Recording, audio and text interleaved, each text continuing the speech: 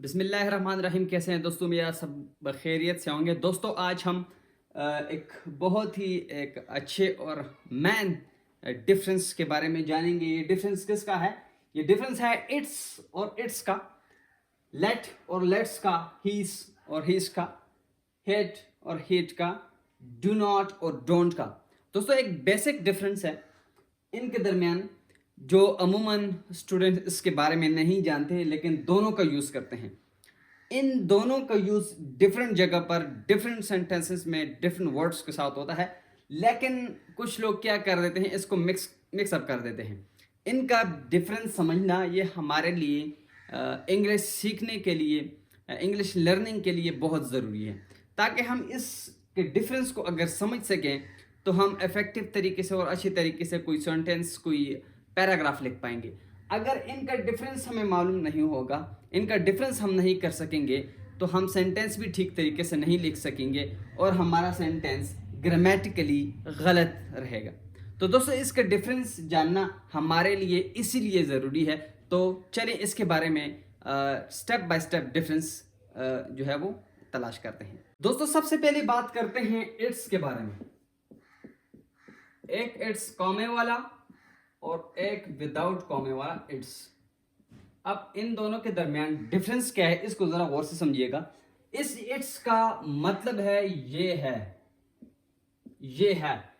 और कैसे लिखा जाता है इसको? For example, it is a pen. ये एक पेन है। इसको शॉर्टन फॉर्म में कैसा लिखा जाता है? It's a pen. It's a pen. ये एक पेन है। ये एक पेन है। ये यूज किसके लिए किया जाता है? बेजान चीज के लिए। इसको जरा गौर से समझिए। बेजान चीज क्या हो सकता है? इंसान के अलावा, यानी जो चीजें हैं, जो घर में हैं, हाँ, जो ऑफिस में हैं, जो स्कूल में हैं, इन चीजों के लिए यूज किया जाता है, यानी बेजान चीजों के लिए इट्स यूज किया जाता है। उसके बाद दोस्तों बात करते हैं इट्स के बारे में। इस इट्स के बारे में जो बगैर कॉमे वाला इट्स है। इसका क्या मतलब है? इसका मतलब है इसका, इसकी, इसके या उसकी। इसका, इसके या उसकी, ये इसका मतलब है। और ये भी बेजान चीज के लिए यूज किया जाता है। किसके लिए? बेजान चीज के लिए इसका यूज किया जाता है। फॉर एग्जाम्पल,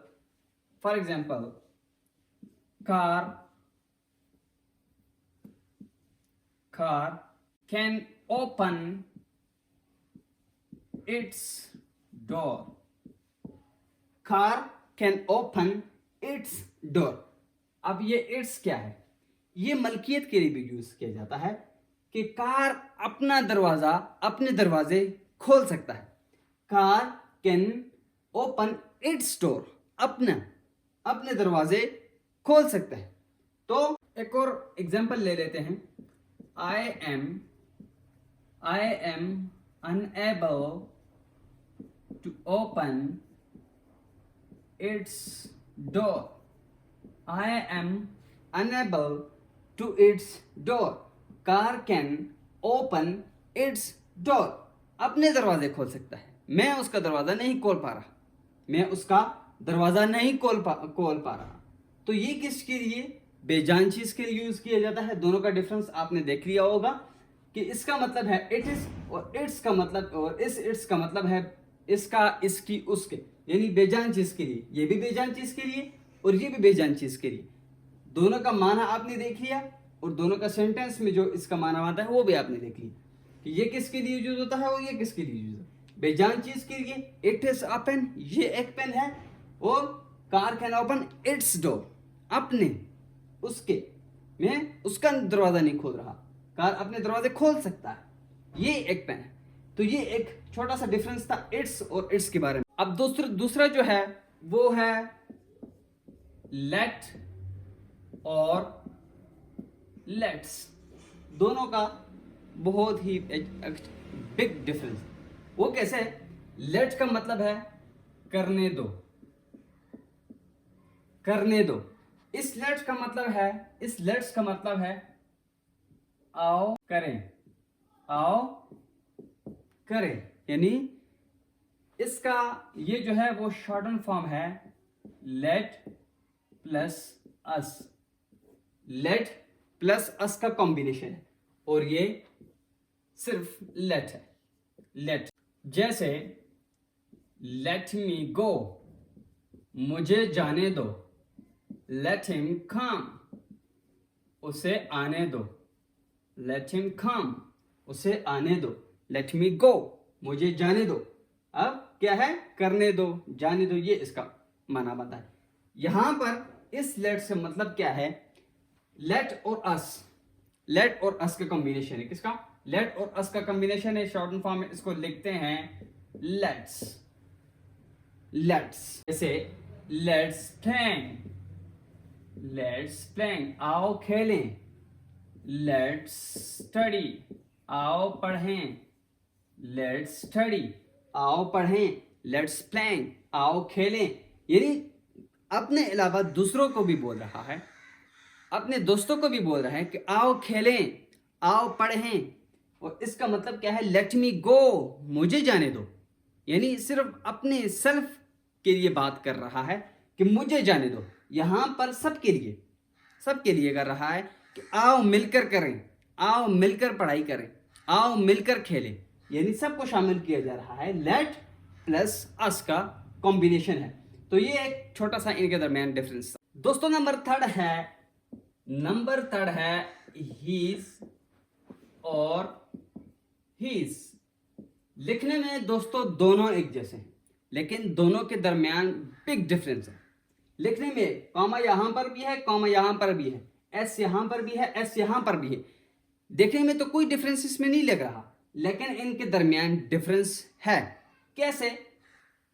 ही इज को अगर हम किसी सेंटेंस में देखें, ही इज के बाद अगर वर्ब के साथ प्लस ing हो, फर्स्ट फॉर्म ऑफ वर्ब हो और उसके बाद प्लस ing हो, तो हम समझ जाएंगे कि यहां पर ही इज की बात कर रहा है। ही इज की बात कर रहा है, क्योंकि वर्ब के साथ प्लस ing हो। For example, he is going. अब यहां पर क्या है, फर्स्ट फॉर्म ऑफ वर्ब है प्लस ing है। फर्स्ट फॉर्म ऑफ वर्ब है प्लस ing है, तो यहां पर क्या बनेगा, ही इज। इसको शॉर्टन फॉर्म में कैसे लिखा जाता है, he is going. He is नहीं पढ़ेंगे, ही इज पढ़ेंगे। He is going, he is eating, he is coming. इस तरीके से इन जो सेंटेंस में इसका यूज होगा वो ये एक शॉर्टन फॉर्म है इसका, ही इज। पहचान कैसी होगी, वर्ब के साथ फर्स्ट फॉर्म ऑफ वर्ब हो और उसके साथ प्लस ing हो, तो समझ जाइए यहां पर ही इज के बारे में बात कर रहा है। ही इज किसके बारे में बात कर रहा है, ही इज के बारे में बात कर रहा है, क्योंकि फर्स्ट फॉर्म ऑफ वर्ब है प्लस ing है। अब दोस्तों इसका डिफरेंस क्या है, हीज लिखने में भी और बोलने में भी दोनों एक जैसे, लेकिन डिफरेंस आप देखिए।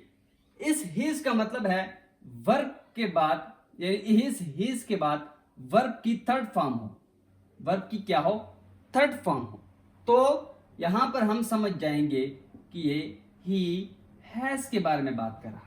He has, for example, he has gone, वो जा चुका है। और थर्ड फॉर्म ऑफ वर्ब है, वर्ब की कौन सी फॉर्म है, थर्ड फॉर्म ऑफ वर्ब। जब थर्ड फॉर्म ऑफ वर्ब हो तो हम समझ जाएंगे इस हीज का मतलब है ही हैज गॉन, वो जा चुका है। तो शॉर्टन फॉर्म कैसे लिखा जाएगा, he is gone, he is gone। यहां पर शॉर्टन फॉर्म और यहां पर शॉर्टन फॉर्म। देखें, लिखने में और पढ़ने में तकरीबन एक है, लेकिन फर्क क्या है, यहां पर वर्ब की थर्ड फॉर्म है, यहां पर वर्ब की first form plus ing। Difference आपने देख लिया होगा कि हीज की कैसे पहचान करेंगे, और इस हीज के साथ अगर वर्ब की थर्ड फॉर्म आ जाए सॉरी वर्ब की फर्स्ट फॉर्म प्लस आईएनजी हो तो यहां पर समझ जाइएगा ही इज की बात कर रहा। यहां पर इस ही के साथ अगर वर्ब की थर्ड फॉर्म हो, वर्ब की थर्ड फॉर्म हो तो समझ जाइएगा यहां पर ही हैज की बात कर रहा है। तो ये दोनों इस दोनों डिफरेंस का आपको मालूम हुआ होगा कि इन दोनों में डिफरेंस क्या है और कैसे डिफरेंस किया जाता है। अब एक और डिफरेंस दोस्तों नंबर 4 पर है हीट, और एक और भी है उसको भी पढ़ेंगे हीट। अब देखने में और लिखने में दोनों एक है, जिस तरीके से हीज और हीज, यहां पर हीट और हेट दोनों का डिफरेंस जो है वो बड़ा डिफरेंस है, लेकिन लिखने में कोई डिफरेंस नहीं है, पढ़ने में भी कोई डिफरेंस नहीं है। क्या है, यहां पर फर्स्ट फॉर्म ऑफ वर्ब है, वर्ब की फर्स्ट फॉर्म है, फर्स्ट फॉर्म। यहां पर वर्ब की थर्ड फॉर्म है, वर्ब की थर्ड फॉर्म है। कैसे, अगर हम बात करें हिट गो, वर्ब की फर्स्ट फॉर्म लगा दें हिट गो, तो समझ जाइएगा यहां पर हिट का मतलब है he would go, he would go, क्योंकि फर्स्ट फॉर्म ऑफ वर्ब है। तो यहां पर ही इस हिट का क्या मतलब है, would, he would go, he would go. यहां पर क्या बनेगा, हिट के साथ थर्ड फॉर्म ऑफ वर्ब है, जब थर्ड फॉर्म ऑफ वर्ब लगेगी तो यहां पर इसका बनेगा ही गॉन, ही गॉन, गो और थर्ड फॉर्म गॉन। अब यहां पर इस हीट का और इस हीट का, इस हीट का मतलब है ही वुड और इसका मतलब है he had, he had gone, he had gone. Short form में कैसे लिखेंगे, he'd gone, he'd gone, he'd go, he'd gone. Short form में ऐसे हिट गॉन और यहां पर हिट गॉन। तो इस हिट का जब थर्ड फॉर्म ऑफ वर्ब हो तो समझ जाइएगा ही हैड है, अगर फर्स्ट फॉर्म ऑफ वर्ब हो तो फिर समझ जाइएगा ही वुड है। जैसे he had a pen, he had a pen, he had a pen, he had gone। दोस्तों एक और जो बिग डिफरेंस है वो है डोंट और डू नॉट। अक्सर ये वर्ड्स हम यूज करते हैं अपने सेंटेंसेस में। इसका डिफरेंस कैसे होगा, डोंट जो है वो टेम्पररी है, टेम्पररी है, हम इसका इस्तेमाल टेम्पररी आर्जी करते हैं। फॉर एग्जाम्पल बच्चे क्लास में शोर कर रहे हैं या हंस रहे हैं, हम कहते हैं डोंट लाफ, डोंट लाफ। हम उन्हें ये कह रहे हैं कि अभी क्लास है, अभी हंसना मना है, या अभी ना हंसे, मत हंसे, अभी मत हंसे। ये नहीं कह रहे कि हमेशा के लिए आपने नहीं हंसना, ऐसा हम नहीं कह रहे हैं। ये कह रहे होते हैं कि अभी हंसना मना है या अभी मत हंसे, तो टेम्पररी है, उस वक्त हम यूज करेंगे डोंट का, डोंट।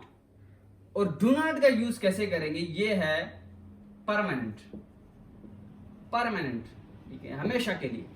फॉर एग्जाम्पल कोई स्मोकिंग कर रहा है, आप कहते हैं do not smoke, do not smoke, या डू नॉट स्मोकिंग, स्मोक करना, सिगरेट पीना छोड़ दो, पीना छोड़ दो। ये नहीं कह रहे मत पियो, अभी मत पियो, हम यही कह रहे होते डू नॉट स्मोक। अक्सर आपने ऑफिस में या किसी ऑर्गेनाइजेशन में वहां पर लिखा होगा डू नॉट स्मोक, वॉल पे लिखा होगा डू नॉट स्मोक, ऐसा हरगिज नहीं होता वहां पर लिखा हो डोंट स्मोक। अगर आप डोंट स्मोक का वर्ड यूज करते हैं, डोंट का वर्ड यूज करते हैं, इसका मतलब ये है कि आप उन्हें इसके बाद परमिशन दे रहे हैं, यानी फिल वक्त यहां पर ना करें, इसके बाहर, इस ऑर्गेनाइजेशन या स्कूल या कॉलेज के बाहर आप स्मोकिंग कर सकते हैं। अगर इसका यूज करें डू नॉट, यानी हम ये कह रहे होते हैं कि सिगरेट बिल्कुल न पिए, हमेशा के लिए इसको छोड़ दें क्योंकि नुकसानदेह है, हम उनको बता रहे हैं कि जो नुकसानदेह है। और यहां पर हम अगर यूज करेंगे डोंट का तो हम उसको ये बता रहे हैं कि नुकसानदेह तो नहीं है, लेकिन यहां पर पीना बंद है। तो हमेशा डू नॉट और डोंट का इस्तेमाल जो है वो एहतियात से करें। और इनका जो डिफरेंस है वो आपने देख लिया होगा कि ये जो डोंट है ये टेम्पररी है, आर्जी है, और जो डू नॉट है ये परमानेंट है। अगर आप किसी को किसी काम से परमानेंटली हमेशा के लिए उसको जो है वो स्टॉप करना चाह रहे हो तो वहां पर आप डू नॉट का यूज कर सकते हैं। अगर आप आर्जी और उस वक्त फिल वक्त के लिए आप उसको मना कर रहे हैं तो वहां पर आप यूज कर सकते हैं डोंट का। तो ये एक छोटा सा डिफरेंस था इनके बारे में। होप आपको समझ आई होगी, और इंशाल्लाह मज़ीद इस तरीके से इंग्लिश ग्रामर सीखने के लिए हमारे साथ जुड़े रहिएगा और हमारे इस चैनल को सब्सक्राइब करिएगा। Thank you.